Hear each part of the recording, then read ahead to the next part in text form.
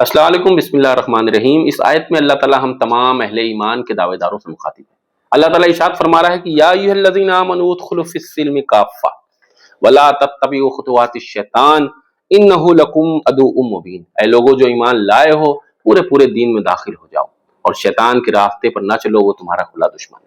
اللہ تعالیٰ ارشاد فرما رہا ہے کہ اے لوگو جو ایمان لائے ہو، جو ایمان کے دعوے دار ہو، پوری کی پوری زندگی اللہ اس کے رسول کی اطاعت میں گزارو۔ ایسا نہ ہو کہ تمہاری زندگی کے کچھ معاملات یا تمہاری زندگی کے کچھ اوقات، یعنی کچھ ٹائم تو اللہ اس کے رسول کی اطاعت میں گزر رہے ہیں، لیکن باقی ٹائم جو ہے تم اپنی نفس کی مرضی سے گزار رہے ہو، اپنی سوسائٹی کی مرضی سے گزار رہے ہو، اپنے ماحول کی مرضی سے گزار رہے ہو۔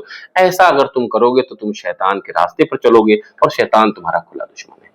یہاں پر یہ صاف بات ہم ایمان کے دعوے داروں کو اللہ تعالیٰ نے فرما دی کہ اگر تمہیں جنت چاہیے، تمہیں اللہ اس کے رسول کی خوشنودی چاہیے، تو تمہیں پورے دین کے اندر داخل ہونا ہوگا۔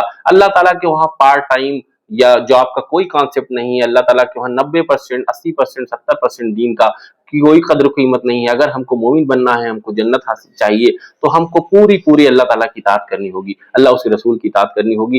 ہم اپنے نفس کے بندے نہیں بن سکتے، ہم مادہ پرستی کے پیچھے نہیں چل سکتے، ہم سوسائٹی کے بندے نہیں بن سکتے، ہم قاعدے اور قانون اللہ اس کے رسول کے چھوڑ کر دوسروں کے فالو نہیں کر سکتے۔ اللہ تعالیٰ کہہ رہا ہے کہ پورے دین میں داخل ہو جاؤ، تمہاری زندگی کے ہر معاملات، تمہاری زندگی کے سارے فیصلے اللہ اس کے رسول کی مرضی کے مطابق ہوں، تب تم جنت پاؤ گے، تب تم کو فلاح ملے گی۔ اور اگر تم اس کو چھوڑو گے تو تم پھر شیطان کے راستے پر چلو گے۔ ایک حدیث میں اللہ نے فرمایا دنیا میں جتنے بھی بت ہیں، جتنے بھی خدا ہیں، اس میں سب سے بدترین خدا ہے انسان کا نفس ہے، سب سے بدترین ہے۔ اسی طرح سورہ فرقان میں اللہ تعالیٰ ارشاد فرما رہا ہے کہ اے نبی، آپ اس شخص کی کیا گارنٹی لے سکتے ہیں جس نے اپنے نفس کو اپنا خدا بنا لیا۔ تو آج اگر ہم پورے دین میں داخل نہیں ہو رہے ہیں، کبھی ہم اپنی نفس کی پیروی کرتے ہیں، کبھی ہم شریعت کی پیروی کرتے ہیں، کبھی ہم کسی اور چیز کی پیروی کرتے ہیں، تو ایسا دین یا ایسے مسلمانوں کی اللہ تعالیٰ کو کوئی ضرورت نہیں ہے، ایسے ایمان لانے والوں کی بھی اللہ تعالیٰ کو کوئی ضرورت نہیں ہے۔ اللہ تعالیٰ نے صاف کہا ہے کہ ادخلوا فی السلم کافہ، دین کے اندر پورے داخل ہو جاؤ۔ اگر تم واقعی میں اللہ اس کے رسول کی خوشنودی چاہتے ہو، آخرت میں کامیابی چاہتے ہو، تو تمہیں پورے دین میں داخل ہونا ہوگا۔